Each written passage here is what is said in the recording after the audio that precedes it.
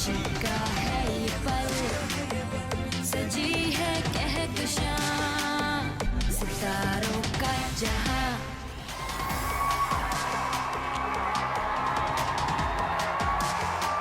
अस्सलाम वालेकुम and welcome to star and style season 4। मैं हूं आपका होस्ट आसिम याटेवाना। आज के शो में हम आपकी मुलाकात करा रहे हैं पाकिस्तान के एक ऐसी सुपरस्टार के साथ जिसके हमें बहुत ज़्यादा रिक्वेस्ट आई और my social media, on Twitter, on Instagram, on Facebook कि भाई इनको बुलाएं, मगर उनको बुलाना बहुत मुश्किल था because she doesn't live in Pakistan any more, she lives in Washington DC USA। मगर लकीली इस दफ़ा जब वो ट्रिप पर आई पाकिस्तान तो मेरी उनसे बात हुई तो she said that she can come and she specially flew from Lahore to Karachi for recording of this show. तो आज फिर उनसे गपशप, उनसे मुलाकातें, उनका फ़िल्मी करियर, उनकी फ़िल्मी जर्नी, उन सब के बारे में उनसे बातें होंगी। क्योंकि इससे पहले कि हम शो शुरू करें, I would like to invite my cohost the beautiful Sharmeen Ali. सजी है कहकशां सितारों का जहां। जी शर्मीन, तो आपको आज खुशी का अंदाज़ा कुछ हो ही गया होगा जो मेरे चेहरे से नज़र आ रही है। एब्सोल्युटली, मुझे चेहरे से ये भी नज़र आ रहा है कि रात को आपकी नींद पूरी नहीं हुई। I think you were up with excitement the whole night. Of course, it has taken me so many years to invite this legendary artist on my show. आपको पता है कि कितने अरसे से हम लोग प्लान कर रहे थे इनको, हमारी डेट्स मैच नहीं कर रही थी because she lives out of the country, she lives in USA। फिर जब वो यहाँ पर आती थी हमारे रिकॉर्डिंग के स्पेल्स नहीं होते थे। फाइनली हम लोगों ने ये प्लान किया है और आप तक पहुँचाया है।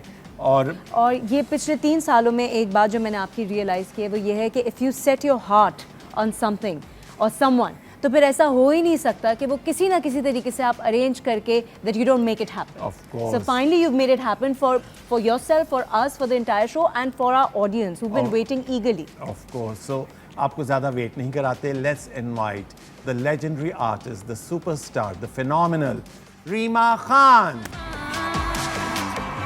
खुशी का है ये पल, सजी है कहकशां सितारों का जहां। सबसे पहले तो बहुत बहुत शुक्रिया रीमा, जो 3 साल से एक मेरा एफर्ट था, जो हम on end of WhatsApp messages और हमारी डेट्स क्लैश कर रही थी, मैच नहीं हो रही थी। आज फाइनली मेरी दुआओं से और आप सबकी दुआओं से रीमा खान हमारे साथ है शो पर। बहुत बहुत शुक्रिया आपका और शर्मीन आपका कि आप दोनों ने और आपकी बल्कि पूरी टीम का कितने खूबसूरत शो का आपने मुझे हिस्सा बनने का मौका दिया ऑनेस्टली। और ख़ास तौर पे प्रोग्राम के शुरू होने से पहले मैं दिल की गहराइयों से एक बात कहना चाहूँगी, the way you are conducting this show, both of you, specially Asim आपके हवाले से, कि आप जिस तरह से, जिस मोहब्बत से, जिस खलूस से, जिस प्यार से आप अपने मेहमान को इज़्ज़त देते हैं, यकीन करें कि दिल इतना खुश होता है और इस बात पर एक ईमान पुख्ता हो जाता है कि अभी भी इंसानियत ज़िंदा है, अदब ज़िंदा है, मोहब्बत ज़िंदा है। तो आपका शो जो है ना, ये सिर्फ एक शो नहीं है बल्कि बहुत सारे देखने वालों के लिए एक बहुत बड़ा एनर्जेटिक टॉनिक भी है। वाओ, कल रात की नींद तो आसिम की उड़ी हुई थी, लेकिन आज रात की भी आपने उड़ा दी। इतने कॉम्प्लीमेंट्स देके ही won't be able to sleep नहीं, मैं टुनाइट। यकीन करें शायद मेरे पास अल्फाज कम पड़ गए, मगर मैं वाकई दिल की गहराइयों से ये कहना चाहूँगी, इतना पॉजिटिव शो और इतनी खूबसूरती से जिस तरह से लेकर चल रहे हैं हमारे वो स्टार्स, चाहे वो टेलीविज़न से हों, चाहे वो फिल्म से हों, चाहे वो मौसीकी से हों, आपने जिस तरह से उनको ज़िंदा रखा है, उनके नाम को ज़िंदा रखा है, उनके काम को आपने दोबारा से ज़िंदगी बख्शी है। इसके लिए मेरे ख्याल में मैं जितनी भी आपके लिए क्लैप करूं, जितना सराहूं उतना कम। और मैं ये यहाँ पे ये जिक्र ज़रूर करूँगा कि आपको पता है कि जब एक शो डिज़ाइन किया जाता है उसके पीछे एक पूरी टीम होती है, और जब तक आपके पास आपकी टीम की सपोर्ट ना हो इस तरह का शो प्लान नहीं कर सकते। बिकॉज आपको पता है जिस तरह अभी टूर करा रहा था PTV कराची सेंटर का, और जो चेंजेस आपने देखे हैं कि इतनी रौनकें, मतलब जिस तरह मैं सुनता था बुशरा अंसारी मुझे बताती थी कि यहाँ पे क्या रौनकें थी, यहाँ पे लोग उधर से शोएब साहब आ रहे हैं, उधर से शहजाद खलील साहब आ रहे हैं, तो वो मैं सिर्फ विजुलाइज़ करता था। और अब ये एक पर्सनल एफर्ट्स हैं जो यहाँ हमारे GM हैं अमजद शाह साहब और उनके साथ सलमान साहब हैं, ये सब मिल के इन्होंने ये रौनकें बहाल की हैं। सो मैं I really would like to thank my team and the PTV team, जिसकी वजह से हमारा ये शो इतना सक्सेसफुल है कि लोग इतना ज़्यादा देखते। PTV के अंदर जब एंटर हुई तो पहले तो मैंने एक चुटकी काटी कि मैं क्या वाकई PTV के अंदर आई हूँ, कितने अरसे बाद होटल के अंदर आई कितने अरसे बाद आना हुआ है? ऑलमोस्ट 7-8 साल के बाद। ओह वाह, और बहुत खूबसूरत तब्दीली। बहुत ही प्यारी तब्दीली बहुत का एहसास पॉजिटिव हुआ। चेंजेस, बिल्कुल। ये छोटे छोटे से एफर्ट्स हैं, बेबी स्टेप्स हैं जो हम, क्योंकि आपको पता है कि अब कंपटीशन इतना ज़्यादा है, but being a national network हमें एक इस चीज़ का हमेशा एक एज रहता है, क्योंकि ये एक पाकिस्तान टेलीविज़न एक नेशनल इंस्टीट्यूशन है। तो इसमें हम जो है हमें रेटिंग्स का और उस चीज़ का वो नहीं इतना होता जो बाकी चैनल्स पे चल रहा होता है। आप वैल्यूज़ के साथ शो को कर रहे बिल्कुल, हैं, बिल्कुल। यही इस शो की सबसे ज़्यादा खूबसूरत बात है। अच्छा रीमा, हम शुरू करेंगे बुलंदी से। आपका फिल्मी करियर जिसका आगाज़ ही बुलंदी से हुआ, I think you were hardly 16 years old जब आपकी ये फिल्म आई। जी। एंड आई रिमेंबर कि जब हम लोग मूवी देखने गए, इट वाज रिलीज इन 1990। जी, एक फ्रेश पेयर आपका और शान का, तो उसके बारे में बताएं, हाउ डिड इट हैपन, ये किस तरह हुआ सारा? honestly, Asim, it was purely accidental that I landed in this industry, in this huge industry, जहाँ पर बहुत ही कदावर एक्ट्रेसेस थी, ना सिर्फ फ़न के लिहाज से बल्कि कदकाट के लिहाज से भी। बिल्कुल। In the presence all the superstars, एक धान पान सी लड़की और एक सादा सा लड़का, उनके लिए अपनी जगह बनाना बहुत मुश्किल काम था। It wasn't an easy job. I can imagine. हमारे लिए तो it was a big challenge कि कैसे हम अपने आप को सिर्फ रजिस्टर करवा लें, स्टार बनना है या सुपरस्टार बनना तो बहुत बात की बात है। बट मैं अपने हवाले से ये बात करूँगी कि मैं हमेशा ये सोचती थी कि देखें, हार और जीत आपके अंदर होती है। मान लो तो हार, ठान लो तो जीत। तो मैंने ठान लिया था कि मुझे, अगर मैं इस इंडस्ट्री के अंदर आई हूँ तो मुझे अब कुछ करके दिखाना है और कुछ बन कर दिखाना है। तो बस मैं बहुत फोकस थी और मैंने काम पर ध्यान दिया। मैंने दाएं बाएं नहीं देखा, कौन तनकीद कर रहा है, कौन मेरी लेग पुलिंग करने की कोशिश कर रहा है, कौन मुझे इस अंदाज से लेट डाउन करने की कोशिश कर रहा है कि मेरे अंदर वो आगे बढ़ने का जज्बा ही ख़त्म हो जाए कि नहीं, आपका तो कद इतना demotivate हो लंबा जाए, नहीं हाँ। है, डीमोटिवेट हो जाऊं, बिल्कुल। या मेरा इंथुजियाज्म ख़त्म हो जाए, या मेरे अंदर जो पैशन है या जो एनर्जी है उसका मुराद बिल्कुल डाउन हो जाए। कट इट शॉर्ट, मैंने बस यही सोचा कि नहीं, मुझे अपनी धुन में आगे बढ़ना है, किसी की तरफ उंगली उठाए बगैर, और जो उंगलियां मेरी जानिब उठी हैं मुझे उनको प्रैक्टिकली खामोश करवाना है, जवाब देना है, ज़बान से कुछ नहीं कहना। और बस फिर इसी धुन में आगे बढ़ती रही। सीनियर्स का कंपटीशन था, फिर कलीग्स का कंपटीशन था, फिर न्यू कमर्स का कंपटीशन था, और वो चलता रहा सिलसिला। लेकिन इन सारी चीज़ों में जिस चीज़ ने मुझे बचाया, मेरे काम से मेरी ईमानदारी और खुलूस और मेरा अदब। बिल्कुल। अच्छा, जैसे कि आसिम ने कहा कि यू वर सो यंग और इतनी एज में इतना सख्त मुकाबला करना बहुत मुश्किल काम है, तो वो मोटिवेशन जो थी आप में, जो इंस्पिरेशन थी at such a young tender as, वो कहाँ से आई आपको कि आपने डिसाइड किया कि नहीं, बस यही करना है, this is what I want to do, this is my true calling? देखिए, ये मैंने जैसे अभी बोला ना कि आपके अपने अंदर से एक आवाज़ उठती है। आपको दाएं बाएं से बहुत पॉजिटिव लोग भी कुछ कहते हैं और नेगेटिव भी कहते हैं, सुनते आप सभी कुछ हैं, मगर हकीकतन आप खुद सबसे बड़े नाकिद होते हैं अपनी ज़ात के, कि मैं क्या अंदर से जो आवाज़ है कितना मुझे सही रास्ते पर लेकर जा रही है और कितना मुश्किल और कठिन रास्ते की तरफ मुझे लेके जा रही है। तो ये सारी चीज़ें मेरे अंदर की आवाज़ें थी। सुनती मैं सब कुछ थी, तभी बहुत सारी चीज़ों ने मुझ पर असर नहीं किया, बहुत सारी चीज़ों से मैं इंस्पायर नहीं हुई, और जहाँ इंस्पायर होना चाहिए था वहाँ हुई अदब और लगन। ये दो चीज़ों के साथ मैं आगे बढ़ती रही। तो यकीन करें, मुश्किल रास्ता था, नामुमकिन नहीं था, और नतीजा आज आपके सामने। बिल्कुल। करियर की बिगनिंग की बात कर रहे हैं, तो वहाँ पे एक छोटा सा क्लिप हम आपके साथ और अपने व्यूअर्स के साथ शेयर करते हैं आपकी फिल्म बुलंदी से। अच्छा, आपका फिल्म में भी नाम रीमा ही था? जी, फिल्म में भी नाम रीमा था, और ये मेरा ओरिजिनल नाम है। जब से मैं पैदा हुई हूँ तब से लेकर अब तक मेरा यही नाम है। फिल्मी नाम नहीं है आपका? ये मेरा फिल्मी नाम नहीं है। मैंने बारहा बड़ी दफ़ा लोगों से कहा, मगर कुछ सोशल मीडिया पे और विकीपीडिया पे जो इन्फॉर्मेशन है, ये आपके प्रोग्राम की वसातत से मैं तमाम देखने वालों से कहना चाहूँगी कि काफ़ी हद तक उसमें बहुत सारी गलतियाँ हैं। ओके। इतनी खूबसूरत फिल्म, इसकी कुछ यादें, उसकी यादों के बारे में शूटिंग हो रही और ये है। शूट कहाँ हुई है? इस्लामाबाद क्लब में पूरा पियानो जो मोहम्मद जावेद फाजिल साहब ने वहाँ पे रखा था। छोटी छोटी जो ट्रिवियाज हैं वो शेयर करें। आसिम, ये आप कहाँ लेकर जाना चाह रहे हैं? मुझे इतनी खूबसूरत यादें। लोग कहते हैं कि वक्त बहुत जालिम चीज़ है, मैं कहती हूँ कि वक्त से प्यारी चीज़ कोई नहीं, क्योंकि ये रुकता नहीं। ये मुसलसल चलता है और हमारे दिलों में इतनी खूबसूरत यादें इकट्ठी कर देता है कि जिसके साथ हम बाकी की ज़िंदगी गुजार सकते हैं। तो such a beautiful memorable time in my life when I started my career. और उसमें मुझे अभी तक याद है कि जावेद फ़ाज़िल साहब से लेकर राइटर, कोरियोग्राफर अशरफ शिराजी साहब और म्यूज़िक जिन्होंने कंपोज़ किया, जिन्होंने गाने गाए, ए नैयर साहब, महनाज साहिबा, आप यकीन करें किस किस की बात करूं, इतना इतना प्यारा वक्त। लेकिन मैं एक चीज़ ज़रूर कहना चाहूँगी कि चूँकि देखिए शोबिज़ है, लोग आते हैं चले जाते हैं, मगर नाम उन्हीं का ज़िंदा रहता है जो कुछ करके जाते हैं, अपने आप को मनवा कर जाते हैं अपने काम के ज़रिए।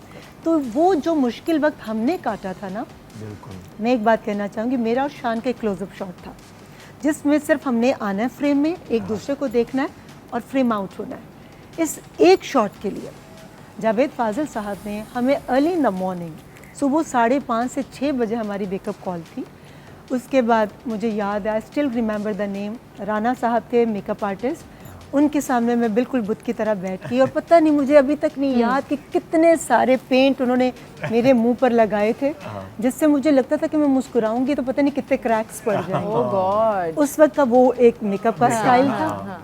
उस 1-1.5 घंटे के मेकअप के बाद, और सर्दियों के दिन थे, आप यकीन करें कि जब मैं और शान 5:30 से लेकर मेकअप करवा कर 8 बजे हम बिल्कुल रेडी हो गए। आप यकीन करेंगे कि हमारा शॉट कितने बजे हुआ? शाम के 6 बजे।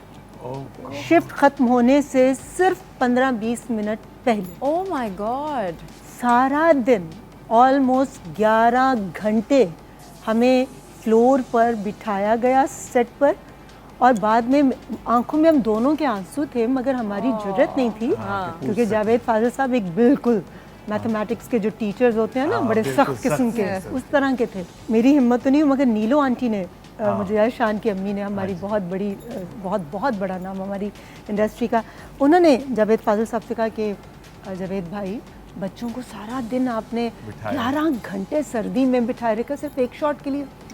उन्होंने कहा ये जो इंतज़ार इन्होंने किया है ना, ये इनके अंदर काम के रिस्पेक्ट का जज्बा उभारेंगे, इनको पता होगा कि एक एक लम्हे की कितनी अहमियत है, और फिर कभी भी ज़िंदगी में किसी मकाम पर भी ये काम करते वक्त घबराएंगे नहीं, क्योंकि ये यूज्ड टू हो चुके होंगे।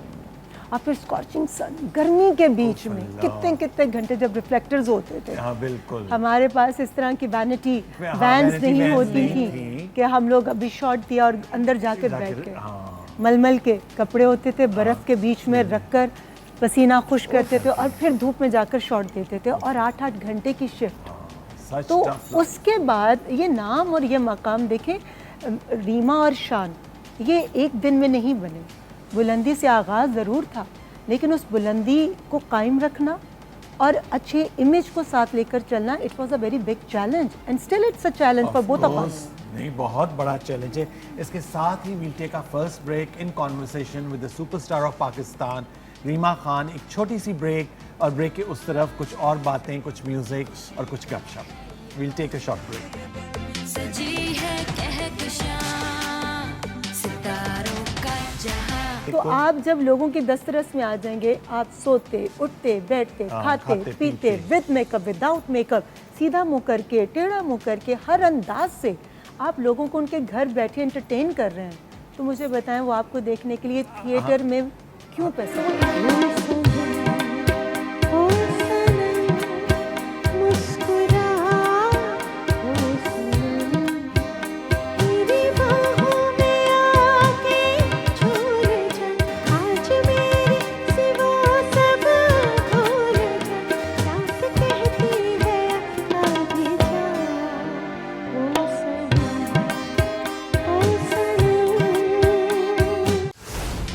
सजी है कहकशां सितारों का जहां।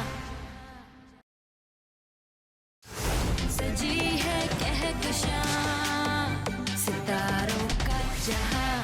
जी, welcome back after the break. और हमारे साथ हैं रीमा खान। रीमा, आपका जो करियर है, मैं बहुत कम देखता हूँ कि पाकिस्तान की बहुत कम आर्टिस्ट हैं जिनकी इतनी लॉन्ग इनिंग है। मेरे ख्याल में शबनम थी जिन्होंने एक बहुत लंबा अरसा राज किया, फिर बाबरा शरीफ थी और अंजुमन साहिबा। उसके बाद आप आई फ्रॉम 90 टू 2000 तक फिर आपने स्विच कर लिया जी, था बिल्कुल। As a producer director. जी। पर आपने बहुत लंबी इनिंग खेली, इतनी लंबी मेंटेन करना एक नाम को, अपने एक लेवल को, अपने स्टेटस को, how difficult was it? It was difficult and still it's a difficult situation to maintain your name, your image. और मैं हमेशा बस एक ही बात कहती हूँ कि जो खिलाड़ी होते हैं ना, वो खेल पर ध्यान देते हैं, तमाशाई शोर करते हैं। बिल्कुल। तो मैंने हमेशा अपने काम पर ध्यान दिया और मैंने ये देखा कि कितनी गलतियाँ हैं जिनको मैंने सुधारना है, जिनको मैंने बेहतर करना है और किस चीज़ को फोकस करके चलना है। देखिए आसिम, ज़िंदगी में अप्स एंड डाउन्स आते हैं, उतार चढ़ाव ज़िंदगी का हिस्सा है। जब आप किसी एक मकाम तक पहुंच जाते हैं, उसके बाद व्हाट नेक्स्ट? एक मकाम तक पहुंच गए, आप अपनी फाइनल डेस्टिनेशन पर पहुंच चुके हैं। हाँ। क्या करेंगे उसके बाद? क्या खड़े रहेंगे? तो मैं हमेशा कहती हूँ कि स्टैग्नेंट जो पानी भी होता है ना, उसमें बदबू पैदा हो जाती बिल्कुल है। हो जाती है। तो लाइफ मस्ट मूव ऑन, आगे बढ़ो, वो जगह किसी दूसरे को दे दो। और वो कहते हैं ना, सितारों से आगे जहां और भी हैं, तो किसी और सितारे को सर करने की कोशिश करो, किसी और जहां में जाकर। बिल्कुल, क्योंकि मैं बट यही बात इतनी करूंगा। सेंसिबिलिटीज बहुत कम लोगों में होती हैं। मुझे ये बताया, बचपन से इतनी समझदार थी या आपको काम कर करके आपने सीखा ये सब कुछ कि ज़िंदगी किस तरह से गुजारी जाती है? Because you know when you talking, I just feel like there shouldn't be anyone stopping you and you should continue talking, क्योंकि आप इतनी अच्छी बातें करती हैं और इतनी समझदारी की बातें करती हैं। आई एम जस्ट वंडरिंग कि कैसे आपने, how did you learn to conduct yourself the way you do? देखिए, life is a learning process. हम ज़िंदगी के हर लम्हे से सीखते हैं और इंसान जितना इल्म हासिल करता है ना, उतना ही उसको अपने जाहिल होने का अंदाज़ा होता है कि दुनिया में बहुत इल्म है। मैंने कहा है हमेशा कि अपनी शॉर्ट कमिंग्स की तरफ ध्यान दिया। मैंने कभी नहीं ये सोचा कि मुझे ये कामयाबी मिल गई, मैंने कभी उसको यहाँ नहीं जगह दी। मैंने कभी नाकामी मिली तो यहाँ जगह नहीं दी, बिकॉज अगर कामयाबी को यहाँ जगह देती तो तकब्बुर पैदा हो जाता, नाकामी को यहाँ जगह देती तो मायूसी पैदा हो जाती। तो मैं इसके बीच में अपने आप को बैलेंस करके चलना। और सबसे बड़ी बात, मेरी कंपनी, मैंने कंपनी का हमेशा ऐसा समझें कि इंतखाब किया है कि जिससे मुझे कुछ ना कुछ सीखने का मौका मिला, चाहे वो मेरे सीनियर्स हों, मेरे कोलीग्स हों, मेरे जूनियर्स हों, या मेरे काम करने वाले हों, मेरे हेल्पर्स हों, कोई भी हो, मैंने हर एक से कुछ ना कुछ सीखा है। और लर्निंग प्रोसेस कभी आपका ग्रेव तक ख़त्म नहीं होना चाहिए। जिस दिन आप ये सोच लेते हैं ना कि मैं अक्ले कुल बन गया, मुझे सब कुछ आ गया। और फिर सबसे बड़ी बात कि जब आप दूसरों की कमियों पर ध्यान देना शुरू करते हैं, दर हकीकत आप अपनी अच्छाइयाँ ख़त्म करना शुरू कर देते हैं। तो self analyzation is the best approach to improve yourself. बहुत अच्छी बात बस की आपने। यही ध्यान, मैंने अच्छी सोबत से बहुत कुछ सीखा। अच्छा रीमा, आपने कॉन्स्टेंटली अपने आप को री इन्वेंट किया और जो आजकल के डायनामिक्स हैं, मतलब जब आप फिल्मों में एज ए हीरोइन आ रही थी, उस वक्त भी हमने देखा कि आपकी परफॉर्मेंस, आपकी एक्टिंग, आपकी जिस तरह सॉन्ग्स की पिक्चराइजेशन थी, उसके बाद लेट 90s में आके आपने फोकस किया अपनी परफॉर्मेंस पे ज़्यादा। फिर 2000s के बाद आपने अपनी सीट चेंज की, आप कैमरे के पीछे चली गई। तो कांस्टेंट री इन्वेंशन आप अपने आप की कर रही थी। तो ये सोच कैसे आई आपको? देखिए, हर चीज़ का एक वक्त होता है। बिल्कुल। आप इससे पहले कि वक्त जालिम हो जाए, आप उसके जालिम बनने से पहले ही अपने आप को किसी और तरफ ले जाए ताकि वो फिर आपके साथ मोहब्बत के साथ पेश आए। बहुत अच्छी अप्रोच है, बहुत ज़िंदगी। अच्छा जी, आपकी एक और फिल्म जो कि बहुत बड़ी ब्लॉकबस्टर थी और लोगों को बहुत पसंद थी, वो थी निकाह, जो कि शहजाद रफ़ीक साहब की प्रोडक्शन थी, संगीता आपी की डायरेक्शन में थी और बहुत अरसे के बाद रीमा और शान की पेयरिंग आई थी on screen after gap of so many years. 94 में लास्ट हमने काम किया था और ये 98 में आई थी और ये बल्कि 93 में लास्ट किया था, बिकॉज जब हाथी मेरे साथी मैंने की थी मोहसिन हसन खान साहब के साथ, मैडम शमीम आरा की, उसके बाद सोलो उर्दू फिल्म्स का दोबारा से रुझान शुरू हुआ हो था। गया था, बिल्कुल। तो फिर हाथी मेरा साथी, मामला गड़बड़ है, हम तो चले ससुराल, मुंडा बिगड़ा जाए, बेटा, बहुत सारी फिल्में थी। अच्छा जी, निकाह निकाह की बात चोर करें, मचाए शोर, फिर तो एक नॉन स्टॉप सिलसिला हाँ, चलता। अच्छा जी, निकाह की बात करें तो निकाह का एक बहुत ही खूबसूरत सा सॉन्ग है, उसका एक शॉट मैंने सेलेक्ट किया है, वो आपके साथ और अपने व्यूअर्स के साथ हम शेयर करते हैं। Thank you.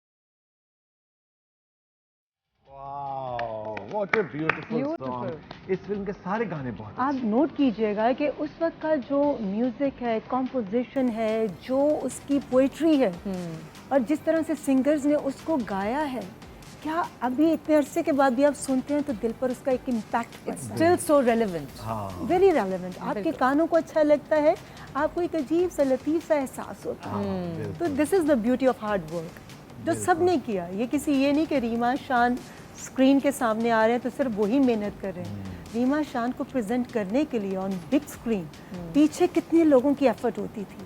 तो वो सब के सब देखिए, ऑनेस्टी जब मिलकर कोई चीज़ जब पूरी ईमानदारी से आप खाना बनाते हैं ना तो वो जायकेदार बनता बिल्कुल, है। सारे तभी उस वक्त की ingredients। फिल्में आप देखें आज भी याद की जाती हैं, ब्लॉकबस्टर्स भी थी और उसको देखने के लिए थिएटर में ऑडियंस जाती थी। बहुत, और उस वक्त ये मल्टीप्लेक्सेस नहीं थे, मतलब जो बिग सिनेमाज होते हैं जिसमें 500, 600, 800 लोग, 1000 के करीब। एंड आई रिमेंबर आपकी एक फिल्म थी, उस पर तो मैंने लोगों को कॉइन्स फेंकते हुए देखा है और गाने जो है वो रिपीट होते थे जी। इंटरवल के बाद। really? हाँ, वो इंटरवल के बाद शर्ट्स भी उतरती थी और जो पटके बांधे होते थे सर पे, वो भी कई खवातीन अपने दुपट्टों के जरिए अपने प्यार का इजहार करती थी कि दे love the song, the performance. और रीमा शान तो ऑल टाइम सबके फेवरेट होते थे, but we are so much blessed. अच्छा, I was doing up a little bit of reading on you and correct me if I am wrong, लेकिन मैंने ये पढ़ा कि when you started acting in 1990 और फिर 2004-2005 तक I believe you kept acting in films, तो उसमें उस स्पैन में आपने 200 फिल्म्स की। Is that true? 2000 तक। I just want to correct you. अच्छा, You are 2000 adding 10 साल के अंदर आपने 200 फिल्म्स कंप्लीट कर ली। तो आप लोग, and there was such mega blockbusters, जैसे कि आप कह रही हैं सिनेमा में people used to go crazy, तो कैसे इतने शॉर्ट स्पैन ऑफ टाइम में इतना अमेजिंग क्वालिटी ऑफ वर्क आप लोगों ने किया? I don't want to say that amazing quality of work. Actually जितने डायरेक्टर्स होते थे ना, वो हर कोई अपनी सोच को पर्दा स्क्रीन पर मुंतकिल करता था। ओके। हमें उस वक्त इतनी सेंसेस नहीं थी कि हम बताएं कि जी ये कैमरे का एंगल कैसा है या जो डांस डायरेक्टर शॉट करवा रहे हैं वो कैसा है।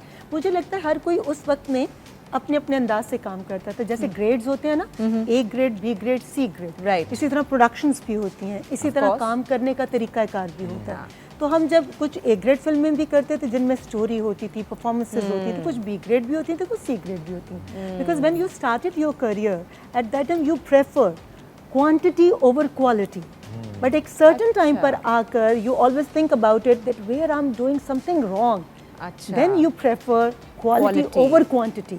तो ये एक ट्रांजिशन होती है। तो बस उस प्रोसेस से गुजरने के बाद वक्त के साथ एहसास हुआ, hello, numbers of hit count नहीं करते, बट जो नंबर्स ऑफ परफॉर्मेंसेज हैं वो भी काउंट करती हैं। तो बस जब ये आपके अंदर शऊर पैदा हो जाए, तो जब मुझे हुआ तो देन इन 2000 बहुत जब पंजाबी और गंडासा कल्चर इन हुआ था, तो मैंने सोचा, बल्कि मेरे घर में सबसे ज़्यादा मुझ पर क्रिटिसिज्म हुआ, मेरी बहनों ने किया कि what are you doing after so many years? You have been working in this field and you have made up your name in a very different style.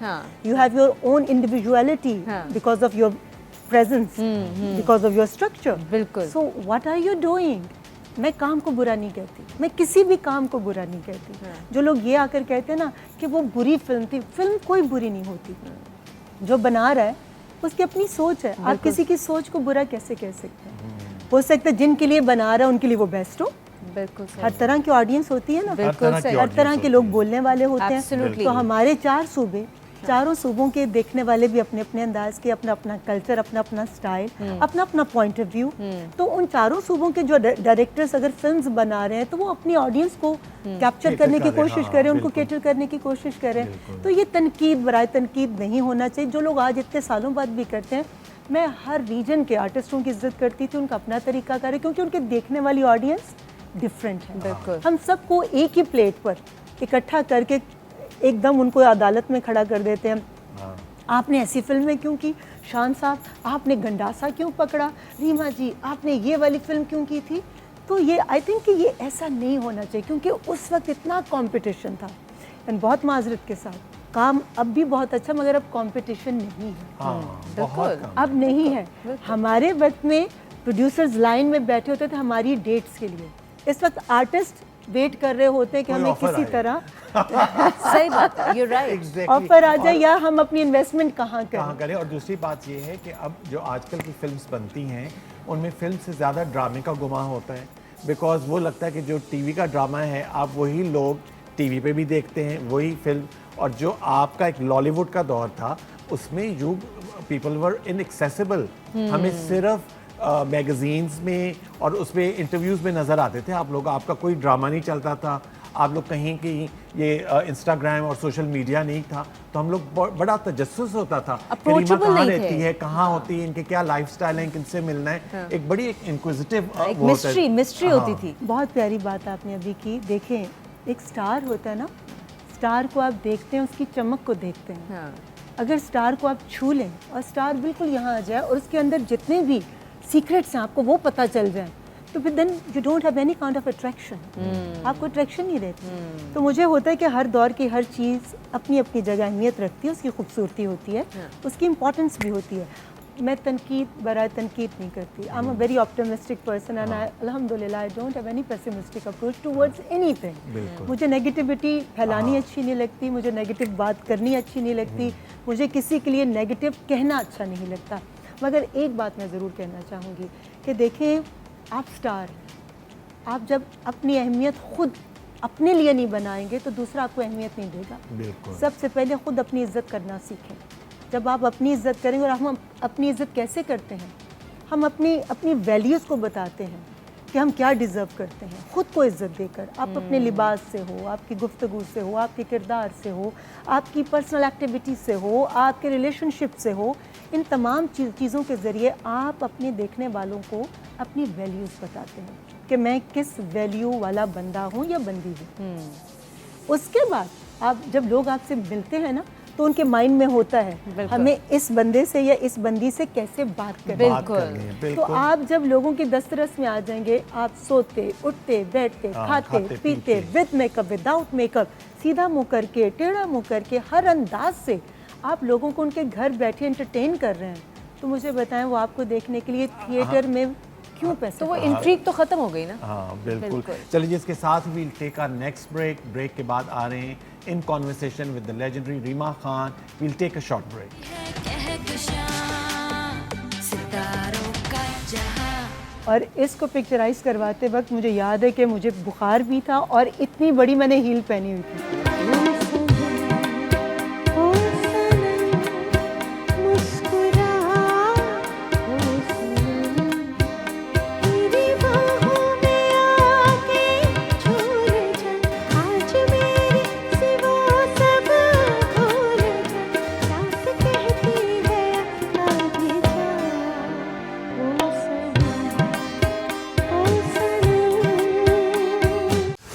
सजी है कहकशां सितारों का जहां। सजी है कहकशां सितारों का जहां। जी welcome back after the break. और मेरे चेहरे की मुस्कुराहट देखकर आपको पता चल ही गया होगा, रीमा खान हमारे साथ हैं और अब हम जा रहे हैं कुछ मौसीकी की तरफ। जी, आपकी फिल्मों की एक हाईलाइट होता था म्यूज़िक। जी तो आप साइन करते वक्त ये सोचती थी कि इसका म्यूज़िक कौन सी सिंगर गा रही है, कौन कंपोज कर रहा है, एक बड़ा स्ट्रॉन्ग एलिमेंट होता था म्यूज़िक का। जी बिल्कुल। जब हमें पता चलता था कि अकॉर्डिंग टू योर पर्सनालिटी अगर किसी सिंगर का इंतखाब किया जाता था, तो वो फिर आप समझें कि सोने पर सुहागे का काम करता था। तो वो इसी तरह मेरी एक फिल्म थी चोर मचाए शोर। चोर मचाए शोर। उसमें एक मेरा गाना पिक्चराइज हुआ था बाबर अली के साथ और इसके डायरेक्टर सैयद नूर साहब थे। लाल साड़ी एंड रेड लिपस्टिक। जी, हालांकि मैं कभी रेड लिपस्टिक लगाती नहीं, बट नूर साहब ने कहा कि बेटा मुझे चाहिए कि इसमें थोड़ा सा एक्सप्रेशंस हैं, क्लोजअप शॉट्स बहुत ज़्यादा हैं, तो मुझे आपने रेड लिपस्टिक लगानी। मैं कहा sir I really don't like the red colour on my lips. मगर खैर, मगर मुझे नहीं मालूम था कि वो गाना एक तारीख रकम कर देगा। और फिर उस गाने को देखने के लिए कितनी बार लोग गए, और आई थिंक थिएटर में वो फिल्म 1 साल से ज़ायद। बिल्कुल। बल्कि मैं आपको हद तक बताऊं लगी रही। कि आई वॉज इन न्यूयॉर्क में गया हुआ था किसी काम से, वहाँ पे मैं गुजरा, वहाँ पे जहाँ पे इंडियन पाकिस्तानी फिल्में लगती थी, वहाँ पे बाकायदा चोर मचाए शोर का पोस्टर देख के मैं इतना खुश हुआ और लोग वहाँ पे देख रहे थे। अब देखें कि पाकिस्तानी फिल्म न्यूयॉर्क में चोर मचाए शोर लोग वहाँ पे देख रहे हैं। Amazing accomplishment. Of course. और आज क्योंकि जब आप हमारे शो पर आ रही थी, आपको पता कोई है चोर है जो शोर मचाने अभी लगा? बिल्कुल शोर मचाने के लिए हमने एक बहुत ही हमारी प्यारी गुलकारा जिन्होंने ये फिल्म में आपका ओरिजिनल सॉन्ग गाया था, उनको मैंने रिक्वेस्ट की कि वो आएं और हमारे साथ इस सेलिब्रेशन में शरीक हों। So let's invite the very melodious Shabana Kausar.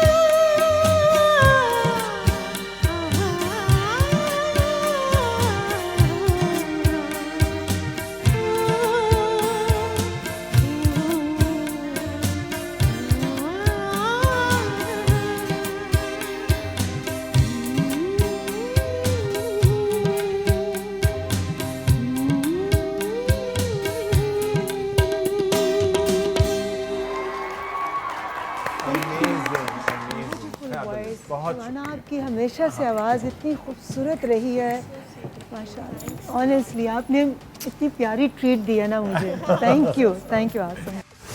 सजी है कहकशां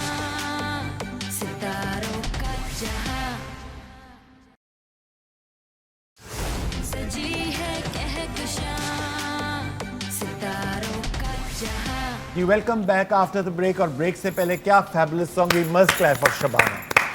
भाई इतनी मीठी आवाज़ और इतना खूबसूरत गाना, और ये स्पेशली आपके लिए हमने एक सरप्राइज रखा था। वो एक्चुअली जैसी मेरी पर्सनालिटी है ना, हाँ जी। मुझे लगता है कि शबाना कौसर की आवाज़ बनी मेरे लिए थी। आई एग्री हाँ। बहुत एक प्यार है इनकी आवाज़ में। इतनी मीठी आवाज़ है।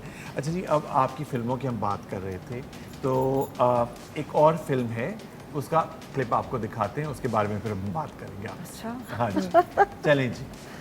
निकाह तुम्हारी तरफ थी, मेरा नाम यूसुफ रख लो। मेरे पास हुस्न यूसुफ कहाँ।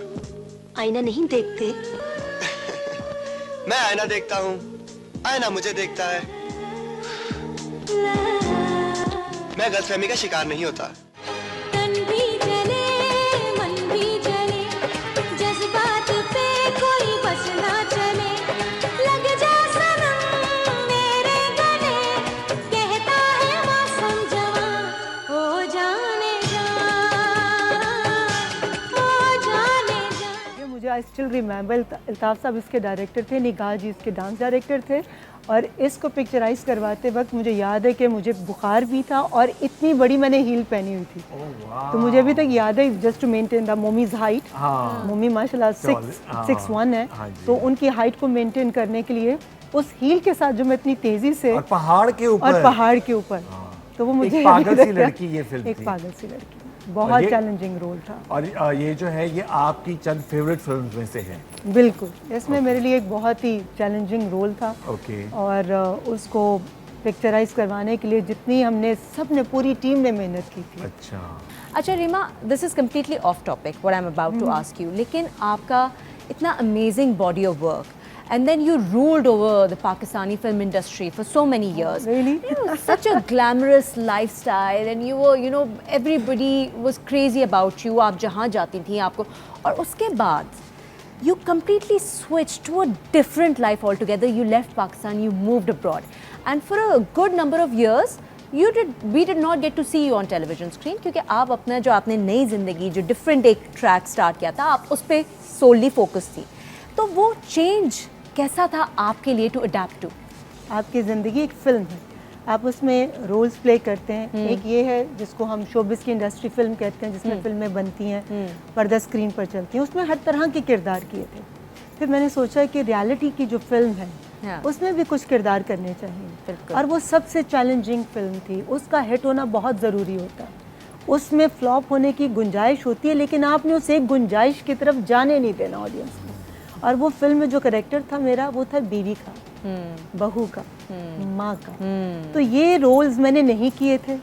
200 फिल्में तो कर ली थी, उनमें इस तरह का बहुत ही पुख्ता किस्म का किरदार उसको करने की भी चाहत थी, क्योंकि ज़िंदगी तो एक बार मिलती है, बिल्कुल बार बार तो नहीं मिलती। बिल्कुल। तो फिर आपने एक ही तरह के किरदार एक ही जगह पर एक ही स्क्रीन पर करते रहेंगे, तो फिर वो लोग भी उकता जाएंगे ना।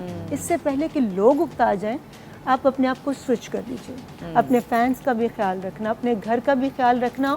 तो it's quite difficult but not impossible कि how you can maintain your personal and your professional life, दोनों को साथ लेकर चलें। तो मेरे लिए ये भी एक बहुत बड़ा चैलेंज था, और जैसे मैंने कहा कि चैलेंजेस मुझे हमेशा अच्छे लगते हैं। तो बस अल्हम्दुलिल्लाह के माशाल्लाह अल्लाह ने इज्जत रख ली वहाँ। नहीं, बहुत ही अच्छी बात है। इसके साथ ही we've come to the end of the show, और अगले हफ्ते आपसे मुलाकात होगी रीमा खान के साथ। ये अपनी दुआ में याद रखिए, और देखते रहिए star and style season 4 only on PTV home. सजी है कहकशां सितारों का जहां। वो एक रब के साथ कनेक्शन था कि अल्लाह तेरी इस मखलूक के लिए, अगर तूने हमें चुना है कुछ करने के लिए, कुछ पॉजिटिव करने के लिए, तो उसका रिजल्ट भी फिर अल्लाह ताला ने।